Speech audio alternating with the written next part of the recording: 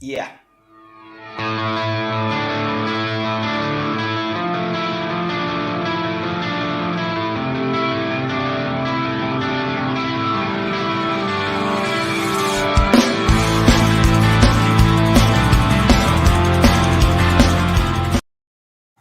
Good morning and welcome to Steve Wraith's True Crime Podcast. And I am delighted to welcome a good friend of mine, Mr. Shaun Attwood. The tables are turned, Mr. Attwood. I feel like I was on life support twice in the last week. But Yeah, I bloody mean, that's hell. why we've got you on. I mean, what a week it has been. And I've sat watching on the sidelines going, wow, this is major, because you run one of the largest podcasts in the UK. And suddenly, the powers that be at YouTube hit you with multiple strikes and your channel had gone. Tell us what happened from the very start, Shaun. So huge thank you to you, Steve, first, for one of the people who just rose up and expressed your concerns to Twitter. Huge thank you to all of the other people, all of the followers, supporters, all the love that came from all over the world contacting Twitter. I was absolutely blown away by it. It's thanks to you guys that everything was restored twice. So I believe that YouTube has an algorithm that's looking for certain words in videos, and they're using the algorithm to wipe out conspiracy and QAnon channels, for example. So a lot of the work I do exposing, let's say, reporting on cases like Epstein and helping victims of trafficking and abuse, a lot of the language we use parallels the language used in these conspiracy QAnon videos. So it seems that the algorithm struck us. We know it wasn't trolls because these videos had been deleted. So the algorithm struck us on previously deleted videos.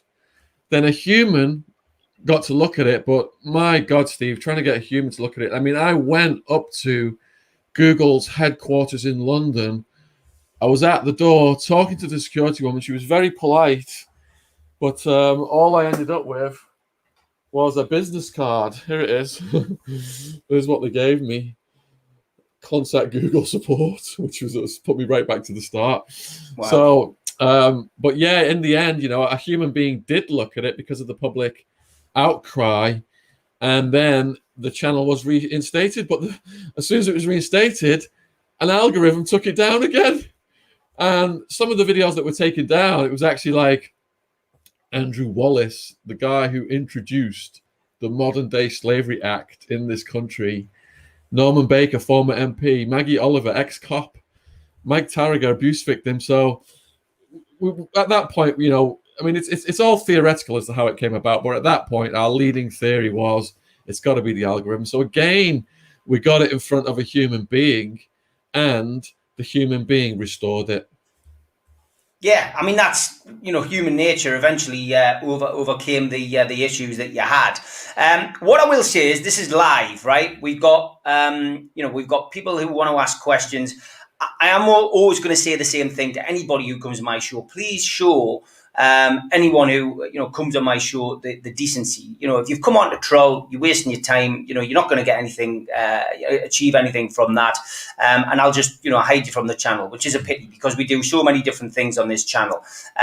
Shaun Attwood for me is somebody who gave me, like James English, a platform to talk about my story, promote my books, and essentially promote myself. And I, for those of you who don't know, if you're a first-time visitor to the channel, I'm somebody who's written many books on different criminals, ranging from Stephen Sayers and the Sayers family, Paul Ferris in Glasgow, Brendan Quinn in Ireland, and Paul Massey in Manchester. And, I've written and published many books. Also, been involved in many documentaries with regards to the Crate twins. So for Shaun to get me on his channel, which has a far greater reach than mine, and it has to be said, James English, who did the same, from my perspective, those guys earned my respect for simply inviting me on. For me, I'm a nobody. I always feel a nobody. I'm somebody who tells somebody else's story, but they give me an opportunity to go on their channel and tell their story. So, anybody who puts stuff on, on the chat today, I'm afraid if it's going to be against me or Shaun, we just ignore it. So I do want to give time to people who want to ask questions, Shaun. And I did put a call out for questions last night and got some great ones. So let's start getting to know you a little bit more for my viewers. And essentially, just give a brief outline of what people can read in these books. Two of your books, two bestsellers, both available on Amazon: Hard Time and Prison Time. Tell us how you ended up in prison. So it's a story of two people, really, two kids, myself and Wildman. I was 2 years older than him, and I took him under his wing when he was tiny, and we were just hanging out on the streets. But then all of a sudden, he just grew massive. Picked up a school teacher, put him in the bin. School was so scared of him, they had him outside raking leaves with the caretaker. So me, Wildman, and his cousin Hammy, we used to go up to a tree called the Thinking Tree overlooking a quarry at the top of our town, Peck's Hill, at the top of Widnes. And on the Thinking Tree, we formulated our life goals and ambitions. Wildman said he was going to end up in prison because he had red dots in his head telling him to hurt people. And Hammy was saying, look, with all that stock market trading, you're probably going to achieve your goal, Shaun, of making all this money in America. And I was like, yeah, I'm going to make $1 million in America in the stock market and fly you guys over. And my goal then as a kid was to bring Wildman over and get him a job as a wrestler. So anyway, I went off to university, did my degree. Wildman goes to prison. I'm in America 5 years, start to make some decent money, and then I flew Wildman over. Now, my goal was to keep him out of trouble by putting him in a place near the Georgian Dragon British pub, thinking he'd just have a few beers and hang out with the expats. But he just started to take control of the street people and the night people, had these constant parties going. And that's where I met members of the Russian mafia, new Mexican mafia, gangbangers. It wasn't just gangsters, it was like Native American transsexual prostitutes, there was transvestites. I mean, he just made friends with absolutely everybody. And he's the one who opened the door for me into that world. He didn't last long on that first trip. He got banned from America for being a menace to society. He was on the rampage with a woman. They were like Bonnie and Clyde. That was the woman who liked her privates tasered. And he got deported that time. But I'd already made the connections then through him to build the criminal enterprise. So Wildman and Wild Woman did come back multiple times each over the years. And everything just grew to the point where I'd quit the stock market trading and I was running a multi-million-dollar international ecstasy trafficking ring in competition with Sammy the Bull Gravano. And Nat Geo has just looked at all my case paperwork again and just published the second documentary they've done with me. And it's just out in the last month. It's called How E Busted the Bull. And it features Sammy the Bull's story versus my ecstasy ring. Amazing story. I mean, it's well worth picking up these books, guys. Prison Time, Hard Time on the on Amazon, and well worth a read. Some great stories that Shaun has said. You've lived a life. I tell you who really made a big impression on me in your book, and that's it's Two Tonys. He's on the cover of that book there. Tell us a little bit about Two Tonys. Yeah, so I ended up writing the life story of Two Tonys.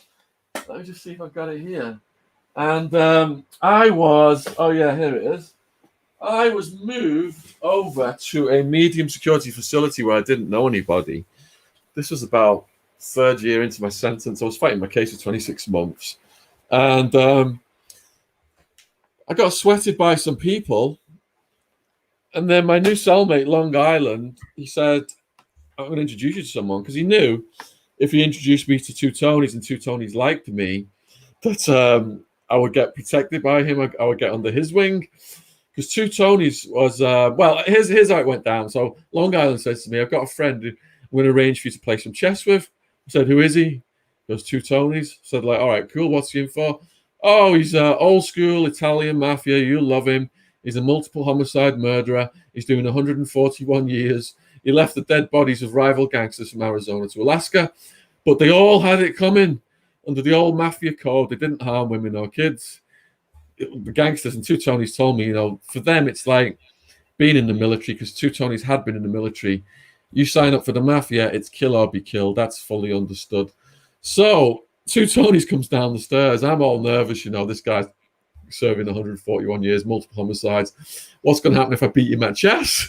Will I be on his hit list? So Two Tonys comes down the stairs. He's like Uncle Junior. He's already done like 30 plus years. And I did beat him at chess. And he goes, "Oh, how come you beat me so quick?" I said, "Because you kept speaking your mind throughout the interview." And he slaps his head. He goes, "Oh, me and my big mouth." And he says, "Shaun, you know, to stay alive on the road of life, I've had to become a quick judge of character. I like you. I think you're an honest person. Would you be willing to write my life story?" So I didn't know, but he'd been testing me. And I said, "Yeah, I would be honored." So for months, I was then sneaking into his cell to write his life story. But sadly, he died before the publication of this from liver cancer in 2010. But he taught me so many life lessons, Steve. Stuff that I still fall back to on this day. And I remember the last conversation about the fence. I was in minimum security by then, and he came to the fence. And he didn't say much, but it was powerful. It was love and respect. And he had to walk away because the tears were rolling down his face. And I've never seen him express any emotion. You know, he was very ready to kill someone at any time. During the course of the book, I asked him, you know, if someone was going to come in your cell and kill you right now, what would you do? And I thought he would just tell me. I'm in his cell. I thought he would just explain what he would do. But he jumped up, grabbed a filament attached to a stinger, a heating filament, an electrical cord, jumped behind me, put it around my neck, tightened it, and, you know, 10, 20 seconds in, I'm starting to see stars and lose consciousness. So, yeah, he was. There's a whole chapter on how he whacked people, got rid of the bodies. He said that sometimes you would bury a corpse and then put a dead dog above it, so that if the cadaver dog came out, it would just hit on the dead dog and they wouldn't dig for the corpse. But working for the Bonanno crime family under Joe Bonanno, earlier in his career, Joe Bonanno, he just invested in funeral homes. So they had double-decker coffins. They'd have the real person who died, and then they'd have a mafia victim, would be the second corpse in the coffin. What was Sammy the Bull like? I mean, I've read a lot about John Gotti. Obviously, followed that case with interest. Watched the case develop. Obviously, Gotti went to prison for life, died in jail. But Sammy the Bull, fascinating story. What was your interactions with him like? So I absolutely love Sammy the Bull's YouTube channel. I was watching it just before this interview, actually. And him and Michael Franzese are my two favorite go-to guys for mafia stories right now. Michael Franzese recently interviewed me, and he said on his channel that when he was part of the mafia in LA during the 1990s, they were aware of the ecstasy ring I was running in Arizona in competition with Sammy the Bull Gravano.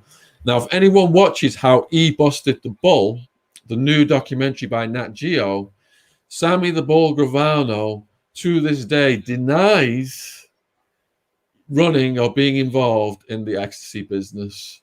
The cop who busted him, one of them, is interviewed in the documentary. And the closing quote is from this cop. He says, if Sammy the Bull were in the room right now and you asked him, did you run this ecstasy ring? He would look you square in the eyes and say no. Yeah, we recorded him giving his son the money for the ecstasy ring. He's convicted of his participation in the ecstasy ring conspiracy case.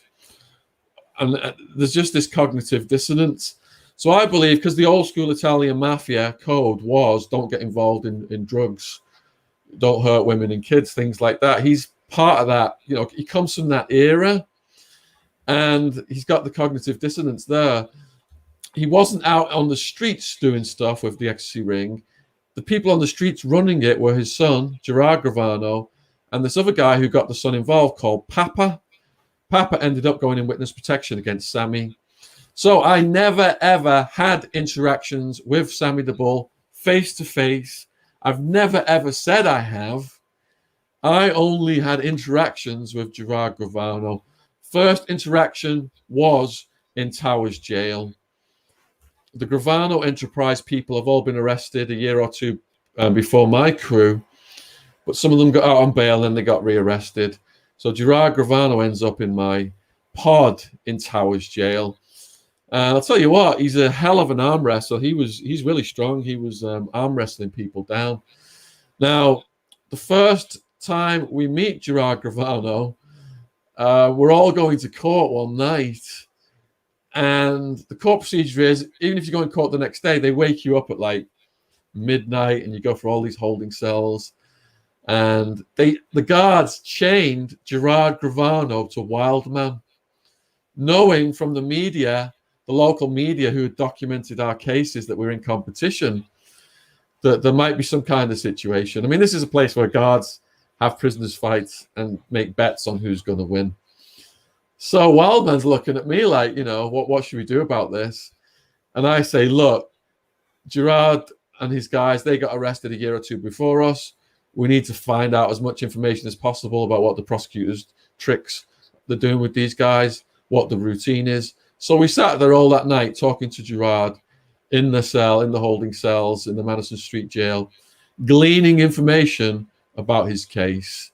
And since then, I've been in contact with him on the internet right up to this year. Yeah. Fantastic. Great stuff. You've led a hell of a life, Shaun.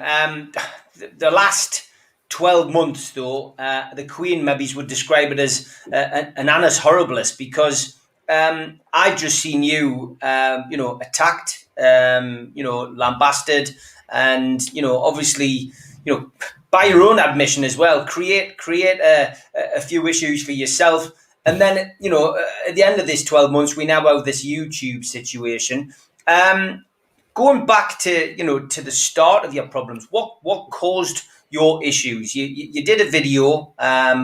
You've discussed this many times, and of course the trolls are out in force today. I'm monitoring them in the chat, so having thank you for the views, trolls.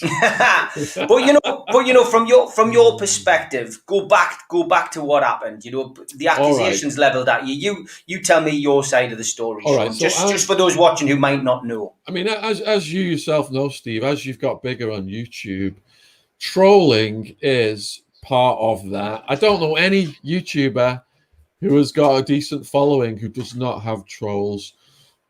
My trolls came about in waves. The first wave revolved around my first podcast guest. He was called out and by another YouTuber who outed fake military veterans. And it's sad because this guy's story was verified by months after all of this hellacious trolling. This guy's story was verified by Mirror Books. He gave them hundreds of pages of legal paperwork. They verified his story and published his book. But trolls get an obsession. They have a false narrative in their mind that they have no proof of. They get obsessed with it.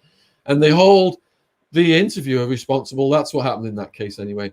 Then, as I started to move over from just prison stories to abuse stories, exposing, reporting on the big stories of the day like Epstein, the trolling started to just get crazy again. And it got so crazy that I interviewed a lady and I helped her. The followers helped her, and they're still helping her to this day, despite what the trolls have said. The followers helped her, and the trolls started being really nasty to this woman because she was a sex worker, saying that I was on drugs with her, I was pimping her out, I was doing this, doing that. So we had an idea to do a prank to try and set these trolls up, whereby we filmed reenacting everything we were accused of, but we filmed how we actually constructed the props, the flour we used on the table as fake drugs, etc. Now, I am completely desensitized because of the harrowing experiences of putting myself in jail, the things I saw. And it was in jail, learning the sad stories of the prisoners. A lot of them had suffered child abuse that gave me a passion to expose that and expose the root causes of crime and to campaign against the war on drugs. So because I've got this passion for that, then all these trolls started attacking my mission. I struck back too hard. It was emotionally immature. It was distasteful. We made this video whereby We reconstructed the things we're being accused of, and it was a huge mistake. There was blowback, and I absolutely apologize still to this day to all my loyal followers who found that distasteful. And my loyal followers said, okay, we understand. You've made a mistake. We're all human. And they've stuck with me. But there's a group of trolls who know they can clickbait that situation and clickbait my name and build channels around that. And there was actually a cottage industry of channels flourishing last year. It was crazy. And but fortunately, I mean, they were going so far on one of them. A caller called in on the live stream and said, if I see Atwood on the street and I get my hands around his neck, I'm going to kill him. And the host just said 100%, 100%. So the hate had got to that level from some of these people. And I believe it was Andrew Gine who's claimed publicly, the anti-cyberbullying activist, that she has got these channels shut down. And they are almost certainly shut down now, except for one out of Scotland, which we can get to later because it ties into the podcast wars. So, yeah, you know, I'm human. I made a mistake. I've asked the followers for forgiveness. I've explained the situation on the True Geordie podcast in full, exactly what happened. And I've moved on from it. But there's still the trolling, and I thank them for the views. Everything they accuse me of, Steve, now is based on a false narrative they've constructed in their own heads with these perverted, filthy ideas because they have no proof of the things they are asking. So like on your live stream right now, they're saying, what about this fake paperwork Shaun gave to the landlord? Where's the proof of me giving fake paperwork to the landlord? There's no video of me giving fake paperwork to a landlord. This is just purely a created construct. Anything else? They say, oh yeah, I dressed the woman up as in a certain outfit. Show me a video of me dressing this woman up. This woman was living in a crazy, bizarre world of all kinds of strange things going on. And all her outfits were her responsibility.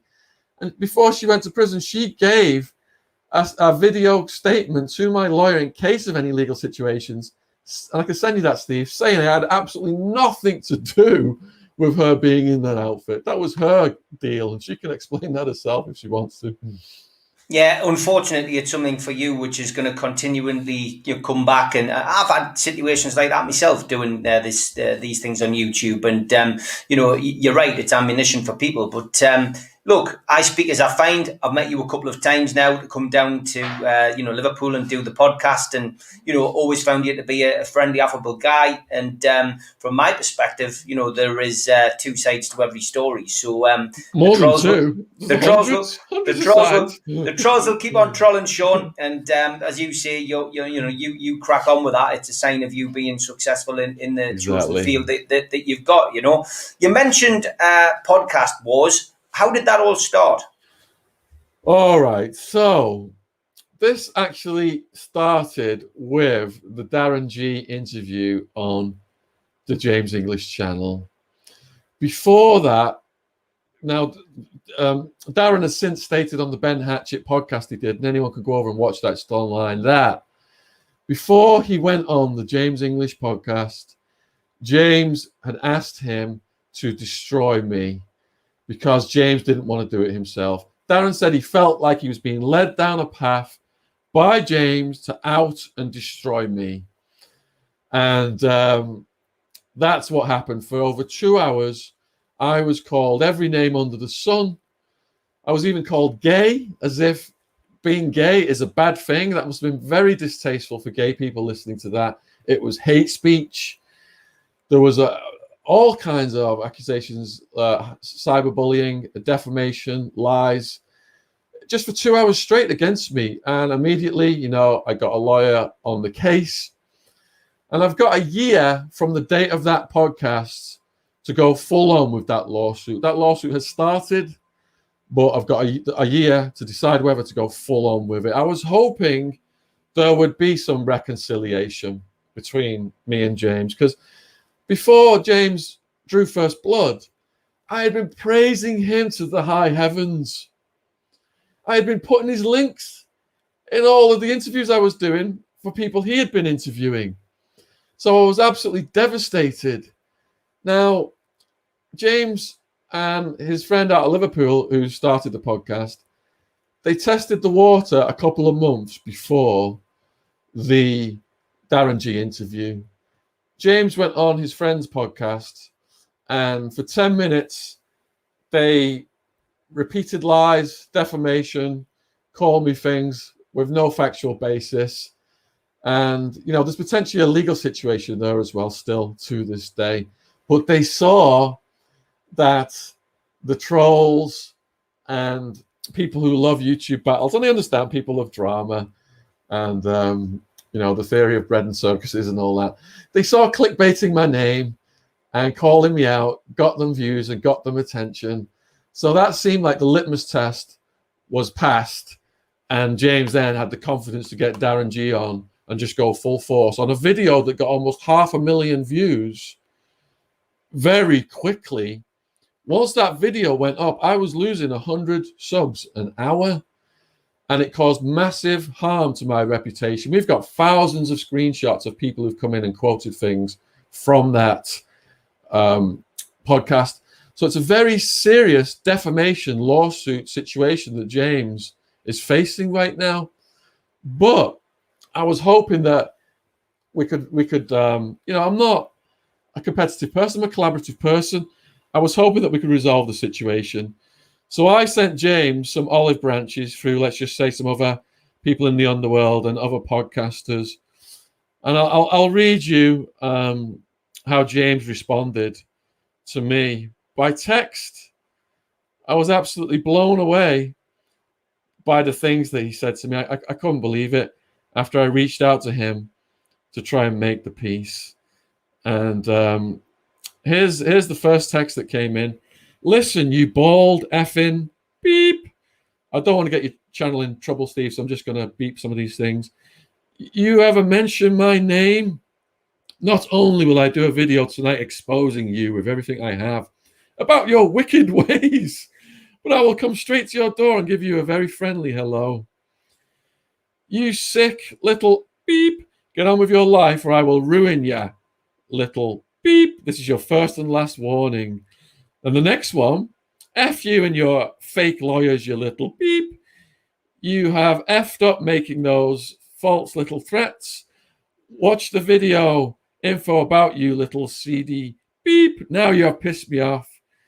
You should have let it go, but watch what I do, you mug. And on it goes, threatening to come to my house, blah, blah, blah. So my response to him was, James, these threatening messages do not become you. I suggest you desist. Regarding the defamation lawsuit, you're making your situation much worse by repeating baseless lies fed to you by trolls. I urge you to seek professional legal advice and settle with my lawyer. Are you even aware of your liability from what you published with Darren G? Let's be professional about this and come to a settlement for the harm you have caused my reputation by publishing lies. Just look at your text, James. There's no proof at all of any of that nonsense, yet you persist with aggression, threats, and more defamation. So I've tried to be nice to this guy, and it's not worked, Steve. So I've decided today to make an announcement on your channel. All right, okay. What announcement is that? So, Mr. James English, the biggest podcaster in the world. Oh, I'm sorry, I mean the universe.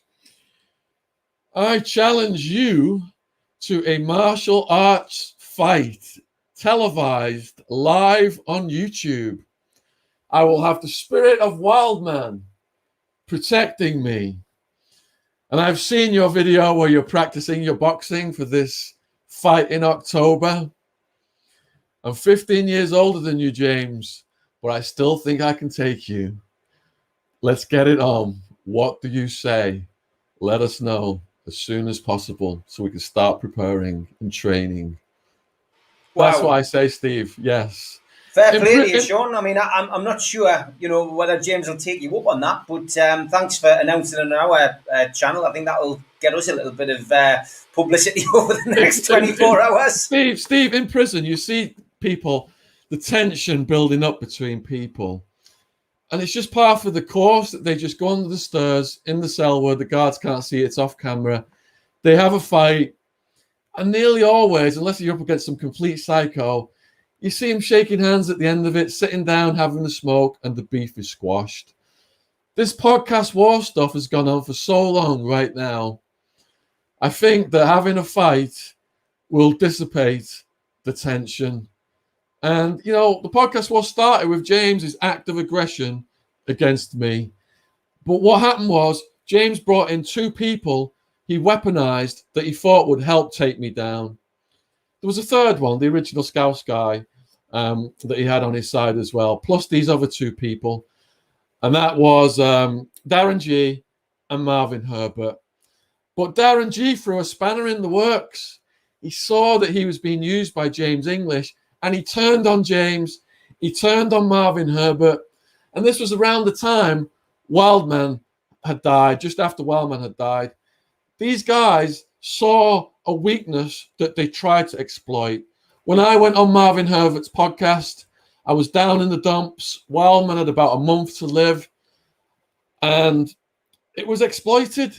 Because at the end of that day, and that podcast was fully arranged with Marvin, he's saying right now, I just showed up and he ambushed me. That's absolute bullshit. I've known Christian Morgans for a long time. That podcast had been arranged for months. I was to sit down and be interviewed by Marvin, and then I was going to interview Marvin in the afternoon. And that's what we did. And we had such a nice day. At the end of that day, Marvin was saying that, asking me if I would publish his book, and I went on and promoted him for weeks. I arranged an interview with Lad Bible for him, which just finally went through.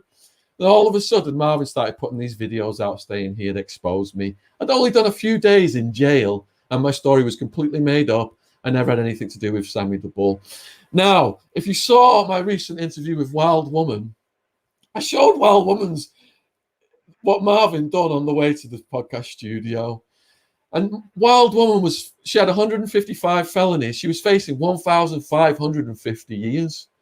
Makes the 200 years I was facing look like a walk in the park. And she was like, you should have. I'll tell you what, if Marvin wants to do a part 2, and Wild Woman's up for it, I would love to see that, because let's put it this way. On the way to the podcast studio, the taxi driver started making homophobic remarks to Wild Woman, saying distasteful remarks about gay pride. Wild Woman has a gay son. That taxi driver, by the time he arrived, looked about ready to paint his taxi the gay rainbow colors. That's how much she had put him in check by the time they arrived. So that Wild Woman podcast, it's 3 hours long. People have been demanding it for years. It's coming very soon. That is the complete history of how the podcast war started. And then it spread to Darren G versus Sam Walker, Liam Ditchfield. Marvin tried to weaponize Liam Ditchfield against Darren G.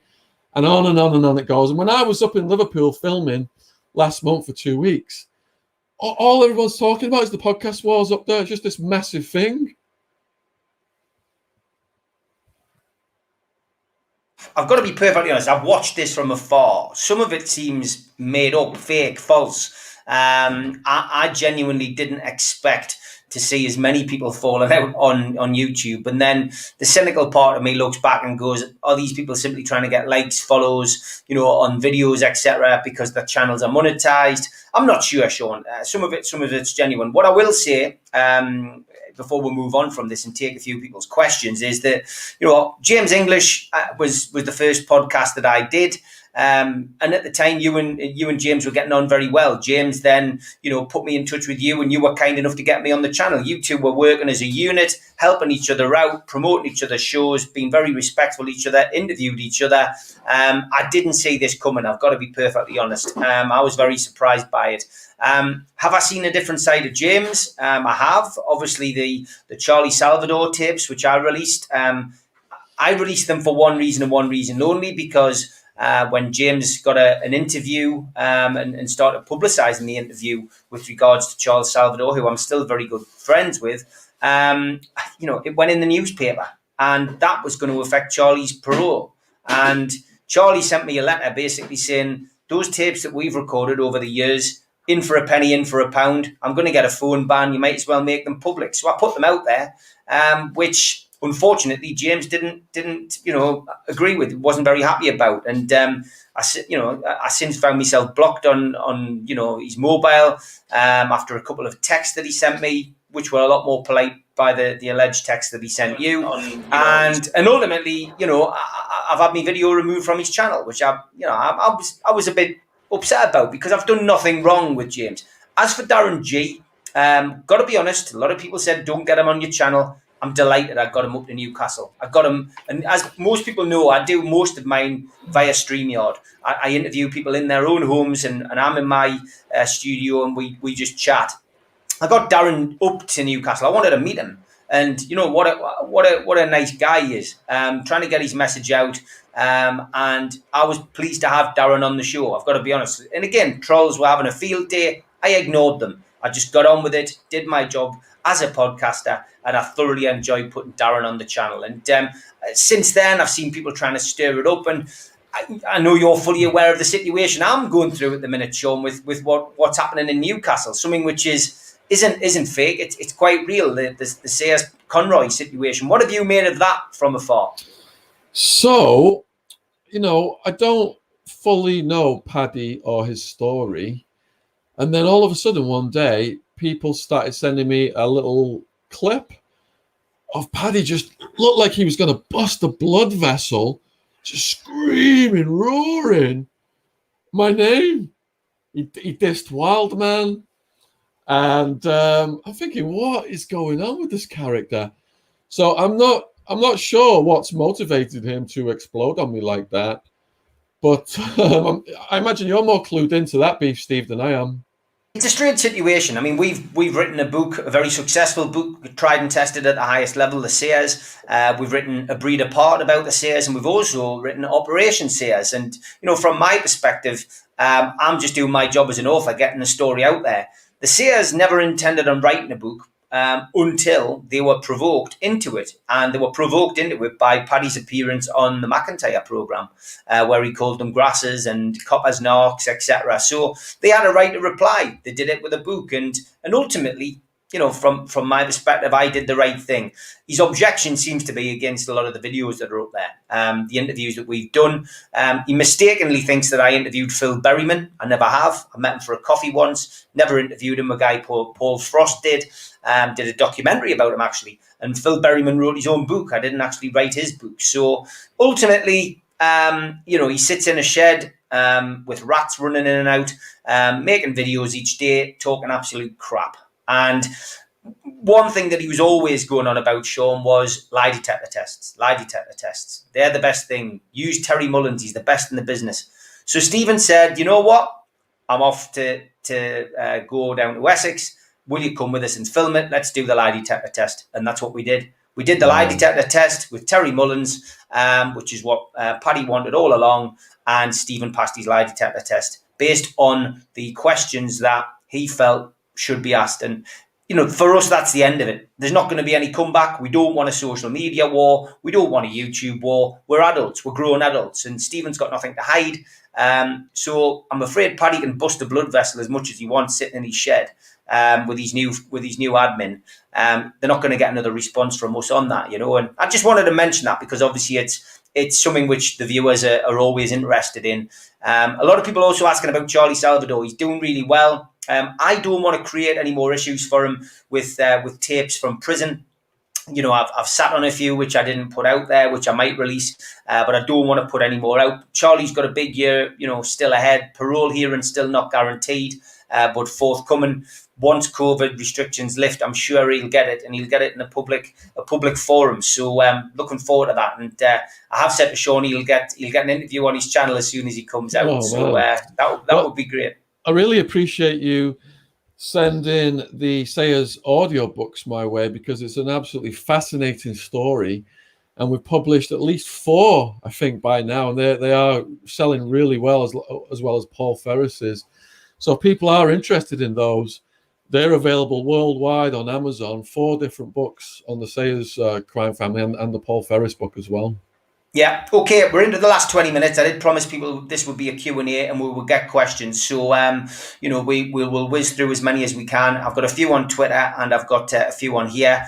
So, will there be a Ray Hill part 2? Of course, Ray Bang Bang Hill. There is a video on my channel, on my playlist. Fascinating guy. A man who should write a book, that's for certain. Will there be a part 2 on your channel? I was blown away by Ray Hill Part 1. It was like he's like the John Abbott of the UK prison system. And Ray Hill Part 2 will be coming up very soon. We saw numerous people step up and support me in the last week and help get my YouTube channel back. And Ray Hill was one of them. Steve Wraith was one of them. And all those people who helped me and supported me, I will be doing my utmost to reciprocate. Several people were dancing on my grave. No doubt James English was one of them. And I have in this video earlier called out James English. I am challenging you to a martial arts fight. I'm hoping True Geordie will be the commentator.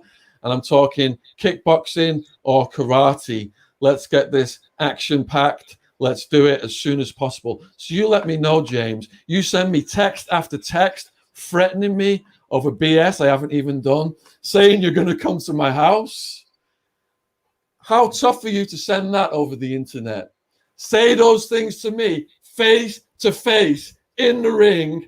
Let's get it on. Interesting stuff from Shaun Attwood. Not something I expected, it has to be said.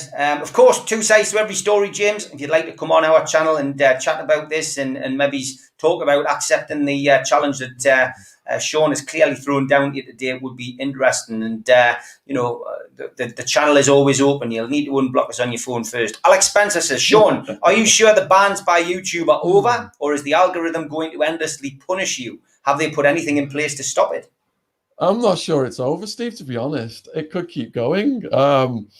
If they can strike you on deleted videos, even though I've cleaned house, the algorithm could still give me strikes on those videos. I mean, almost 50% of the channel has been deleted, but I have a liability that as long as I'm alive. So, who knows? But if it does happen again, we're prepared for it. We know the routine. We get a human being to look at it and get it restored. Because all I did once it got struck down the second time was resubmit the same appeal. We just went through this yesterday. Yeah, okay, we'll watch with interest. Hopefully you won't have any more stress. Nice to see my interviews and Stephen Sears still remain up there. So Anthony Wright says, why do people have an issue with anyone self-promoting to earn a living? At least it's an honest living and not affecting anyone. Anyone who is successful always has negative people trying to destroy it. Well said, Anthony. Cocky asking if there is any chance of a Kenny Noy podcast. Sadly not, mate. I do know Kenny. I have spoken to him on numerous occasions. It's not his thing. And to be honest, he did make, I rang Shaun up and explained to him, I says, there's a few guests that he's had on who say that they've seen Kenny in jail or they've mentioned Kenny in jail, and it's not something which is in Kenny's memory. He certainly didn't meet some of these people. So I guess it's buyer beware. Never believe what you hear from people. Shaun is the interviewer. He's not the person saying this stuff. So, I think just... it's one of those things. We'd love to see, something from Kenny, but he's a different level, and I genuinely do not think you will ever see anything from Kenny Noy. But never say never. You never know if the money's right. Okay, Twitter, great questions. Joe Walker, clearly a big fan. He's one of our pundits, of course, on NUFC Matters. Those Newcastle fans who are watching today, and he sent us a couple of questions, actually 2 or 3 questions. So let's go with this one. He says, if you could interview anyone alive or dead, Shaun, who would it be? He says, Mr. Epstein, maybe. Wow, imagine interviewing Epstein. That would be in the top 10, definitely. So anyone alive or dead from throughout history. My goodness. Marcus Aurelius, the Roman emperor who wrote the book Meditations, which is a classic of Stoic philosophy, he would definitely be up there. Probably like Socrates, Plato, because I'm into my philosophy. Nietzsche, Friedrich Nietzsche, the other philosopher. There's just so many to choose from. Steve, who would you interview, Steve? Bruce Lee and yeah. And Al Capone and Al Capone, yeah. Winston Churchill and Pablo. John Dillinger. Yeah, and Pablo Escobar. I'd settle for just meeting John Dillinger, my favorite criminal of all time. Not that I endorse anything that he ever did. However, yeah, I'd just love to meet him. What a character. Matt says, Shaun, when will we see the Jimmy Savile documentary? Because of the strikes and because of the new direction of the channel, the Savile doc is probably going to go on like Vimeo first or somewhere like that. We're not going to be able to put it on the main channel. Okay, that's in a month or so. I think it should be ready. Okay, Joe's other questions are as follows: could anything have prepared you for Arizona prison? I did do Spanish classes, and there's a lot of Hispanics and Chicano gang members, so that helped. No, I mean, you just got to adapt. People have read Hard Time. They said, "How on earth did you survive?" I could never get through that, but you would get through that. As a human being, we have an amazing ability to adapt. You go in, heads are getting bashed against toilets, bodies thrown around. You're seeing people get knocked unconscious, look like they're dead. It puts a look of shock on your face. And the prisoners were coming up to me saying, you got to get the look of shock off your face or you're going to get preyed on. But 6 months in, I was just completely unemotional, just like dead eyes. And you can't show any emotion. Otherwise, they will exploit that. And even on my driver's license and my passport photo, after 6 years of it, I just was permanently looked like dead eyes. And I still look back and see that and remember, what kind of effect that had on me. But we all adapt as human beings. I'm not someone who's a big tough guy. I've never claimed to be a gangster. I said I was a nerd with gangsteritis. So my communication skills, my Englishness, there was a point where I was going around saying jolly good to the prisoners. They're asking me all kinds of things about England. Some people in America even ask, what language do they speak in England? It wasn't French. Okay, Shaun, this is from Alan Hall. He says, do you ever wish you'd never got into the drugs business and continue to work the markets? Yes and no. My mum had a nervous breakdown. My sister had counselling. The harm I caused society, the harm I caused my family, that's the no side. The yes side, because I had to go through everything I went through to learn the lessons I did and to get out there and to, share my story, spread the word and become an activist and expose the war on drugs, mass incarceration, child abuse and all the other stuff that we've been exposing ever since. Okay. Fantastic. Next question. Let's take one from Robbo on YouTube. He says, ask Shaun who his favourite podcast is that he has done. My favourite podcast that I've done, it's got to be his, hasn't it, Steve? I don't know if people can see Wildman in the picture behind me. Best friend since childhood. He died last year. He was my homie. He protected me in many a situation. Loved him, and he protects me now from above. So if people want to watch the main one I did with him, where he was really on form, it's called English Enforcer in Arizona Prison. And he starts out talking with a story of a guy who used to work for us, who starts going through Sammy the Bull's crew, and he knocks this guy's tooth out so hard, the tooth gets stuck so deeply between his knuckles, he can't get it out. He hates going hospital, Wildman. He always says he's self-healing. So he ends up going to hospital to get this tooth out. They take it out and they say, yeah, right, we've got to stitch it up now. He's like, no, thank you. And he just walks out of the hospital, goes home, grabs some fishing wire and sews it up himself. that was just typical Wildman. As for this True Media guy asking all these questions, he's saying, why did Shaun say he was facing 25 years? He'd say he was facing 200 years he's also said he was facing 25. This is how the trolls work, Steve. They find a video of you saying you were facing 25 years, which I was in the beginning. Mm-hmm. They put serious drug offender status on me in the beginning, which carries 25 to life, as well as 10 plus charges. Then in the second year, when my bail was doubled to 1.5 million, I had a new indictment with additional charges to total the sentence over 200 years. Then I was facing over 200 years. So the trolls take a video of you saying I was facing 25 years, put it next to a video of you saying I was facing 200 years and say, he's a liar! He's a liar! Look! That's how they work. And True Media is a master of doing that. Yeah. No proof of anything that True Media is claiming. No paperwork, no videos.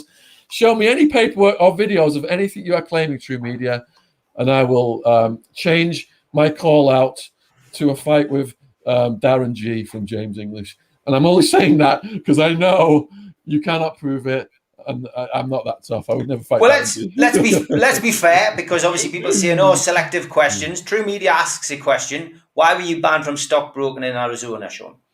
So I rose up in the stock market world, and I had all the various licenses: branch manager license, options trading license, and some of the brokers. I was signing off on other brokers' tickets. One of those brokers ended up, I think it was excessively trading a pensioner's account.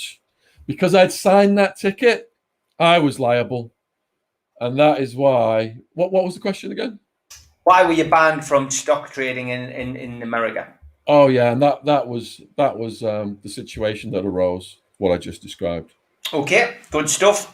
So all the stuff's documented in my trilogy. If these trolls went and researched the story properly, if Marvin Herbert went and researched the story properly, you guys wouldn't have all of these ridiculous questions and your ridiculous conclusions that come about when you've done no research. Yeah, I would. I would agree. Look, as I said, you said there's multiple sides to every story. You are right, but unfortunately, trolls are going to troll. People who don't like you or look like me are always going to have a pop and attack. I mean, I platformed Tommy Robinson, something which ultimately caused me, a week of grief, and something which continues to go on. The reason I did it though is because people were attacking me, accusing me of something which, accusing me of having far right politics. I don't have far right politics, but I decided to get them on my platform and, dispel the myth, that I'm, a far right, politician, but also that I'm a friend of Tommy Robinson's. I'm not. And, you can never win, because ultimately those trolls will come back with a different strategy aimed around the same topic to try and blacken your name, Shaun. Exactly. When they said I'd done a GoFundMe scam, I didn't actually live on the second floor. I lived on the ground floor. I did a video dropping a melon off the second floor. The troll said if I proved I lived on the second floor, they would apologize. Do you know what they did? They said I'd gone in a neighbor's flat and dropped a melon off the neighbor's balcony. Unbelievable. They just go from bullshit lie to bullshit lie to bullshit lie. It doesn't matter what you prove. They are stuck on this false narrative. Yeah, this is what Conroy's doing, unfortunately. And you end up in this position where, you could waste, let's just say for argument's sake, he puts out 3 videos a day, half-an-hour videos. That's an hour and a half out of your day. In a week, that's over 10 hours a week. In a month, that's 40 hours in your life you are wasting listening to his crap, but then haven't responded to it in whatever shape or form. And that's why, for me, you move on. You've got to. If you start watching, reading all these comments all the time, you're just going to dement yourself. Everybody has a mental breaking point. And that's what I do on Twitter. I don't get involved in these Twitter troll wars. I just block people now. People say, yeah, but you just got an echo chamber. Yeah, I've got an echo chamber with 38,500 followers who all want to, talk about things I want to talk about. We disagree. Of course we disagree on things. But we don't do it in a horrible way behind a faceless account. And that is the big concern, It really is. And jealous people, for me, aren't worth shit, Shaun. It's not worth worrying about. Joe Walker, we're going to give him another question. He says, of all the amazing moments, what is your favourite memory of the Wild Man? Oh, my goodness. There are so many. Thanks for putting that picture up, Steve. Yeah, so we just did a 4+ hour podcast with Wildman's cousin, Hammy, of favourite and craziest moments with Wildman. But it's not just Wildman stories, it's also Purple Aki stories, because Wildman, when he was a kid, he used to hang out with Purple Aki, and Purple Aki had his back in certain situations. So come along and watch that one in a month or so with Hammy and 2 of Wildman's other friends who were at the funeral, going for over 4 hours. The Wild Woman podcast, the 3-hour one, there's many Wildman stories in that as well.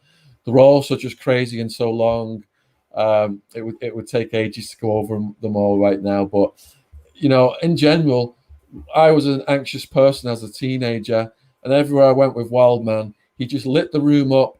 Everywhere he walked in, he spoke to everybody, didn't matter who they were. He was non-judgmental, and he just said anything that was on his mind. He's the most honest, authentic person you could ever meet, and just having him as my best friend for all those years, I just feel so honored. And I know and the wild man in the sky is still protecting me right now, because when all those cowards were trying to savage me at the end of last year during the podcast wars, capitalizing on my depressed state because Wildman was sick and dying, that's how cowardly they were. Once I went to Wildman's funeral, I felt the strength of him enter me. And it was after that day that Darren G turned on those guys that were all lined up to destroy me, and he started to destroy and savage them. And that completely threw all their plan to wipe me out off the face of the earth. So huge thank you to Darren G for exposing what they did, how they were weaponizing him to attack me. And I've never had any problems at all with Darren G. My gut told me from the get-go when he was brought on the James English channel that he was being weaponized to destroy me, which Darren later confirmed on the Ben Hatchett podcast.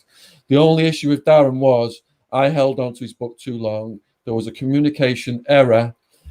My phone number's never changed since the day Darren met, and he's never called me on my phone and asked me for this book. He sent his request through socials, which I don't run, and there was, I didn't see those messages coming in. And as soon as I did find out that he wanted his book back, I for sure met him, gave him his book back, and we did that podcast. And I'll tell you what, that book is going to be an international bestseller. I read it, my girlfriend at the time read it, and we were both extremely deeply moved by what Darren went through, detailing his story from childhood. So I absolutely wish Darren the best with his book. And if he has any other questions or concerns for me, just to reach out, speak to me directly on my phone number that's always been the same, and I'd be glad to resolve any issues with him. I absolutely wish him all the best. Okay, Malta Whitty says, question for Shaun, please, Steve. Where can we watch Banged Up Abroad? I saw it when it was aired, but I can't find it anywhere. Is it available anywhere? So my Banged Up Abroad episode is on National Geographic Channel periodically. It's shown around the world, and it does sometimes get put on YouTube, but then Nat Geo strike it down. If you put in Raving Arizona trailer, you can watch the trailer on my channel, but you won't be able to see the full episode unless there's a pirate or unless it comes up on Nat Geo channel. Yeah, lots of people talking about this Sammy the Bull situation. It's one which, again, you'll be sick of. But Dennis nails it, really. And I've seen this documentary. They should watch The Mob Boss from New York. Interview. He says he knew about English Shaun, which, again, it's it proves that point for me. Michael Francis just verified my story about Sammy the Bull. He's not going to go out on a limb and back up some fraud. Nat Geo have verified my story twice. There's 2 documentaries about my life with them. How He Busted the Bull is one that just came out. Vice just verified my story, sent them my case paperwork. And they've got a documentary coming out in a couple of months about my life story. They went and filmed in Widnes. I think they went and filmed The Thinking Tree. They filmed my parents. They filmed my first ever arresting officer from when I was a kid in my hometown as well. So that one's coming out. It's just a pity Marvin Herbert didn't ask me for my paperwork before I went along and did that interview. I'd seen his interview on James English. I was extremely moved by his story. Powerful, emotional speaker, especially when he talks about his dad. And I went to Marvin because Christian had asked me to help him get some subscribers and help him build his channel. And I went down there to help him with the most honorable intentions.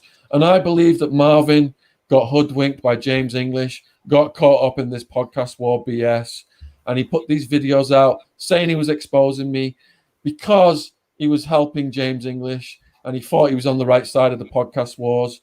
But when Darren G turned against both of them, I bet Marvin regretted getting involved. I have nothing bad to say about Marvin. I would love to do something else with him in the future. I don't bear grudges against people. This is the thing about me. The androgyne, who I had issues with, she's now my friend. She's been back on the podcast. She's reformed, and she's now campaigning against cyberbullying. She's doing great work. taking these troll channels down. Wow, I didn't know that. So that's amazing. Is it? You say you don't hold grudges. You've offered to have a charity fight with James English, televised live on YouTube. Whether that comes up, I don't know. Is there a way back for you and James, do you think? Yeah, we have this fight. I win. He accepts that. We have a hug at the end of it. The beef is squashed. He comes on my channel and explains his story. And I had no idea about his story until he drew first blood on me and everybody sent me his paperwork. I go on his channel and he asks me any questions he wants. We do a part 2 on his channel and we move on from there and we can all live happily ever after collaborating. Because the sad thing is, Steve, when James interviews Shane Taylor, for example, my Shane Taylor video starts to go viral. When I interview Ian Blink MacDonald, for example, and I just did part 3 with Ian, James's Ian Blink MacDonald video goes viral. Working together builds our platforms. I was sending him guests, he was sending me guests, and when he pulled that stunt, I had members of the underworld from up and down the country calling me up saying they had my back. Now, the guys who were in this conspiracy against me, James, Marvin, and their friend out of Liverpool who tested the water on the podcast he just started, they started calling my podcast guests saying, Atwood's doing this, Atwood's doing that, don't go on his channel. I've been in this game for 13 years, Steve. All of those podcast guests immediately called me and told me what was going on and said they absolutely had my back. This is how childish and high school their behavior has been. But again, I don't bear grudges against these people. Let's have this fight, James. Like in prison, you just have a fight and you squash the beef. You man up. And then you have a hug and you get on with your life. And I'll interview you if you're up for it. You interview me, ask me whatever the fuck you want. And everything will be out in the open. Because I know I am a convicted ecstasy trafficker. I know I have not done any of the heinous things that the trolls have said. They have no proof of that. There's no videos of me doing any of the bullshit. These heinous things are in the trolls' perverted minds. And the trolls need to look at themselves and ask themselves, why am I thinking this weird sexual scenario up about Atwood, a new one up every month? Where does this come from? What is it about myself that's making me think these sicko things?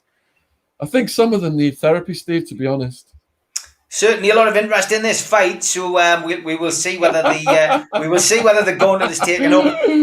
Gaz Gagno, thanks for joining us on the show today. So Steve Shaun used the wet shave on the head recently, like me. It's the heat. Steve, you are new to me, but Shaun I have followed since he started. Thanks, mate. If anybody has enjoyed the show today and wants to carry on with my content, please subscribe by hitting the Newcastle Legends logo in the bottom right hand corner. Hit the thumb up to like the video, click share to your social media, drop into the comments as well. You still got time. Can I say one more thing? One more thing? All right, tonight I'm going live again at 6 o'clock on Patreon. My Patreon, it's going to be free for everybody, answering questions. And if it's okay with you, Steve, can I take the clips out of what I've said to you today about James English? Of course, so I could circulate them and get the buzz started. And anyone who's got any questions about the James English situation, bring them to me tonight at 6 p.m. on my Patreon. I can't live stream right now for a couple of weeks because of all the strikes. Bring them to me tonight at 6 p.m. on my Patreon. I want a kickboxing or a karate fight against James English. And maybe James can learn some Thai techniques from his buddy in Liverpool who ran with the BS and also tried to take me down. I'd like to see both of them in the ring. I wonder who I'll have as my trainer. I'm going to have to think about that, Steve. Big shout out to Ash, who's in the chat, and to Amy. She exists! Ash has got a little bit of time off there. He says, nice to see you collaborating. Well, I'd love to come back on and do one of your other shows, Shaun, at some point, not where it's not me, where we're talking about different things. So more than happy to return the favour and to pop on. I do want to give the last question to a guy in Newcastle called Keith, NCSL, Newcastle Consortium supporters, good friend of mine. I'm going to Rotherham with him today. What threats did he generally receive after being caught dealing ecstasy pills in the US, says Keith? What threats did I receive after getting caught dealing ecstasy pills in the US? Does he mean the threats when I was active on the streets? Yes. The stuff with the Yeah. Gravano crew? Yeah. All right, so I had, how the ecstasy ring came about was me and Wildman started like mediating disputes between the local rave cliques. And then we started to incorporate all those local rave cliques into the enterprise, and we harmonized everybody so that they were working for us. So we had the locals locked down for years. All of a sudden, these steroid head jock ecstasy dealers start showing up at the raves and the clubs. We're like, who are these guys? I ended up going to a meeting with two of them through it was okay. So my wife at the time, she was having a lesbian relationship with a woman who was a girlfriend of one of these jock characters. And through that connection, we had a meeting in Heart 5 in Tucson. I showed up there with Rossetti, one of my bouncers. This is a guy who was big, who Wildman just threw around like he was a teddy bear. He's strapped with a gun. My wife's there. She's hammering the GHB. And we go through to a back room. Rossetti slips in this bar behind me. And this back room's got loads of people in it. There's a shorter, stocky guy called a Spaniard. There's a 6.5-foot guy, muscle head. He tells everybody to get the fuck out of the room and off the sofa. So we sit down. I was high on GHB, crystal meth, God knows what else. So I'm thinking I don't know who they are yet. And I'm thinking these guys, they've heard of me, English Shaun. You have to act a bit crazy. Yeah, I'm a nerd. I'm a business graduate. I've got anxiety. But on drugs, I went to the other extreme, party animal. So I've got this false bravery from the drugs. So I remembered that my grandfather, Fred, he used to squeeze my leg just above the knee and make me jump. So as I'm sitting down, I squeezed both their legs just above the knee and made them jump.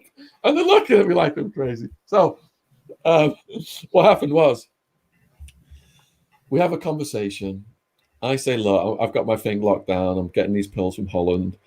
And then, towards the middle of the conversation, they said, why don't you start selling pills for us? I said, well, I've got a good reputation.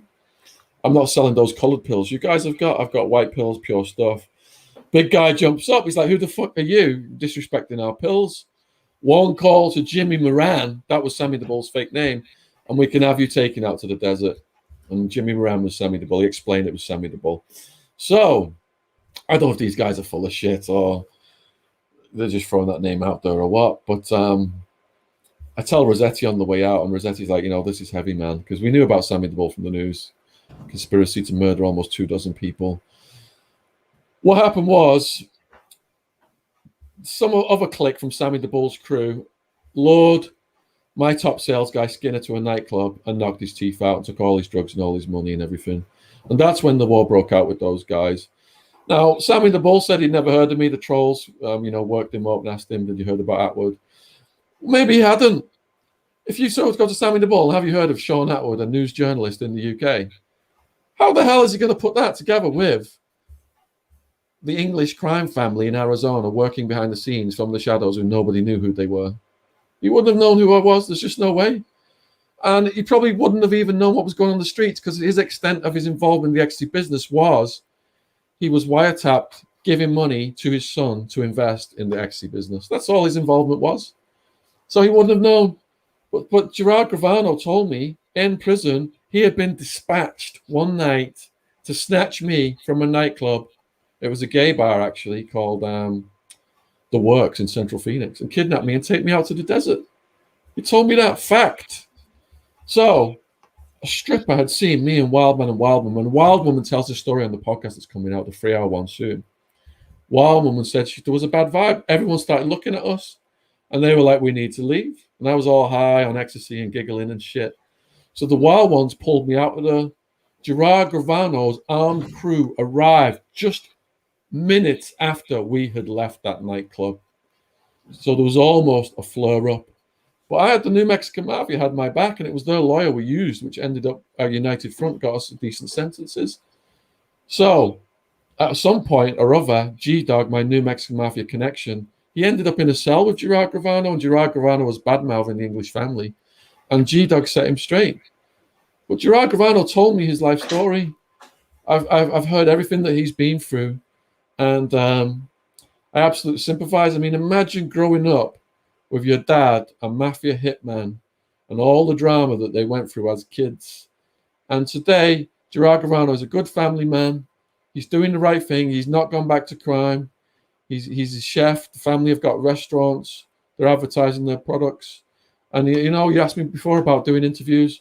Who would I like to do an interview? I'd like to sit down with Sammy the Bull and Gerard Gravano and interview them. I would even fly him out to London and do that. I'd absolutely love to do that. Yeah. So, like I said, I've got nothing but respect for Michael Francis and Sammy the Bull's YouTube channels. They are my go-to channels for mafia stories. Fantastic, Shaun. Not quite the 4.5 hours I did with you, but certainly ran over the hour that we agreed on. Yeah. I just want to, Jacks, they're called Operation Sears. The Sears Tried and Tested and a Breed Apart. You can get them all on Amazon, or get yourself onto www.badboysbooks.net. And don't forget, Gladfly have also done the audiobooks for a lot of my books, so you can get onto Amazon, available on Audible. Great books on this, Shaun, for easy listening, the Sears books. I hope to see some of you at 6 on Patreon. Yeah, good stuff. Please give a shout out to the sponsors, Spider VPN, for all your internet security. They are the guys to trust. Just Google Spider VPN and they will come up and at the top of the Google search list. And big thanks to them. And to skipsandbins.com, telephone 0800 25 45 25 3, email inquiries at skipsandbins.com, website www.skipsandbins.com, easy contract free and pay as you go waste collection, qtechshop.co.uk. Also, big shout out to them, and get well soon, John, who is still in hospital with COVID. Get well soon, mate. Hopefully you will be back on your feet very soon. And a Jab signature. I know John was in the chat today for doing all of our flyers. Get yourself onto our website, nufcmatters.com. You can buy all the memorabilia and merchandise there. And if you're feeling in a charitable mood, get yourself onto nufcfansfoodbank.co.uk. Please make a donation into the match day bucket. That goes directly to the food bank in Newcastle, and you enter into the prize draw to win this one-off watch. The winner of that will be drawn at the NUFC Matters 24-hour charity pool night in Newcastle on Friday the 6th of August at midday. I've also got a cracking interview coming up at the weekend, Saturday. I interviewed last night Kelly Maloney. Fascinating interview, fascinating person. I've known Kelly for many years through the boxing game. Obviously, I did 7 years unlicensed. I'm now 10 years into the pro game. But that is a fascinating interview I did last night, and that will be going up on the channel on Saturday. Shaun, last chance just to plug your books, in particular these two, Hard Time and Prison Time, available on Amazon, and you're going live at 6 o'clock tonight, mate. Yeah, I've got 15 books out there on Amazon worldwide. Live tonight at 6 p.m. on Patreon, free for everyone. And tomorrow night at 9 p.m. I'm going live on Chris Thrall's channel. Great guy. I've seen him rise up rapidly on YouTube like you, Steve. Both you guys doing phenomenal work. And again, appreciate you having me back in the last week during all the bullshit that went on. No, brilliant stuff, mate. Please subscribe to the channel. Any new visitors, click Newcastle Legends in the bottom right-hand corner. And Shaun Attwood, thank you very much, mate. Nice to be able to turn the tables. I'm going to play out with the trailer for my new documentary, which is out on the 27th of September. Get yourself onto this later in the year. Take care, Shaun. All right, thanks, Steve. Love and respect. Hostilities will end officially at 1 minute after midnight tonight, Tuesday, the 8th of May. In post-war London, two promising boxers thrived as they rose from the ashes to become the most feared brothers in British criminal history. But in 1969, they were both sentenced to life in prison. This is the story of a young man's friendship with them in their final years. His friendship with Ronnie and Reggie Cray.